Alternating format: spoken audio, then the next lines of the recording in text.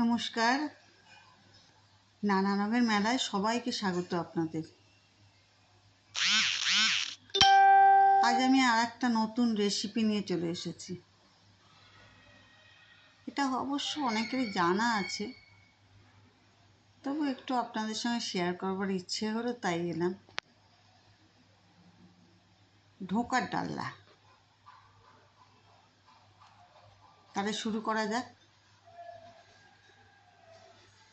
প্রথমে সমান পরিমাণ 1 কাপ মটর ডাল আর 1 কাপ ছোলার ডাল আগের দিন রাত্রিরে ভিজিয়ে রাখতে হবে।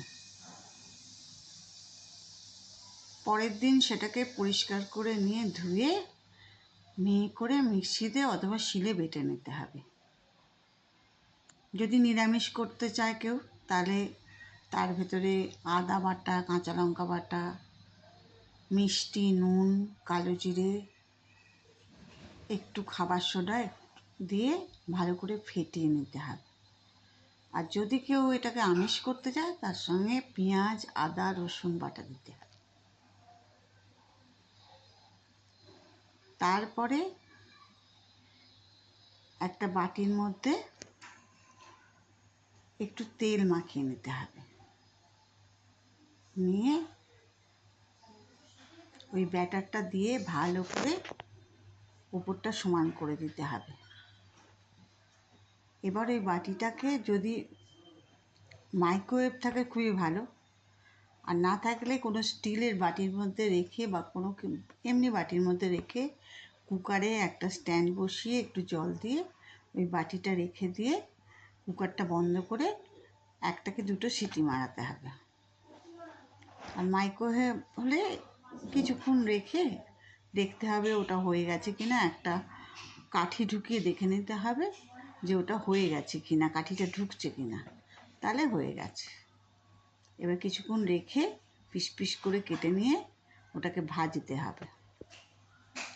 ভেজে এবার ব্যাটার তৈরি করতে হবে। একটুখানি পেঁয়াজ, আদা, রসুন বাটা দিয়ে একটু প্রথমে জিরে ফোড়ন দিতে হবে তেলে। জিরে, শুকনো লঙ্কা, একটু হিং দিয়ে ওই ব্যাটারটা দিয়ে প্রথমে ওই ফোড়নটা দিয়ে তারপরে ওই পেঁয়াজ, আদা, রসুন এসব ওই বাটনাটা ওর মধ্যে দিতে হবে। দিয়ে একটু মিষ্টি, একটু নুন দিয়ে ভালো করে নাড়তে হবে। নেড়ে যতক্ষণ না তেলটা ছাড়ে। তেল ছেড়ে গেলে একটু জল ঢেলে দিতে হবে, টমেটো দিতে হবে ওর মধ্যে।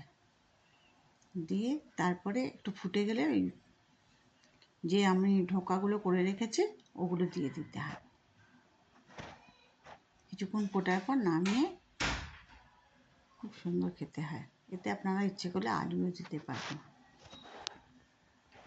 কেমন লাগলো করে আমাকে জানাবেন কিন্তু।